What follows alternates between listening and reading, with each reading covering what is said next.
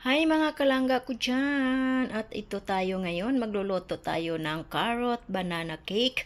At ito yung mga natin, ingredients: 1 cup na banana, mashed banana, and 1 cup grated carrots, 2 egg, optional lang itong dalawa, walnuts at saka raisins.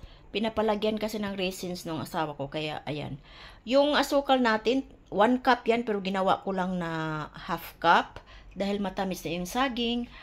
At ayun yung natin, half cup of melted butter, at saka ito yung flour, at yung mga ingredients niya, mga dry ingredients tulad ng asin, nutmeg, cinnamon, baking powder, and soda.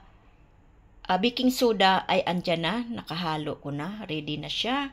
Kaya i-blend natin to siya mga kalangga ko dyan. At hintayin natin ang susunod na kabanata. Ayan na siya, ready na siya sa oven. Yung oven natin ay naka-preheat na rin. At ginawa ko siyang, nilagyan ko siya ng mga walnuts at saka raisins dyan. Ko lang yan. Gawa ko lang yan. Yung tawag dito, yung sarili kong style. Kaya ilalagay na natin siya sa oven, mga kalangga ko dyan. At hintayin natin siya na maluluto. Luto na siya. At ito na, palamigin lang natin siya. At saka natin hihiwain. Tingnan nyo. Ang sarap. Tapos mabango siya, carrots, banana, bread.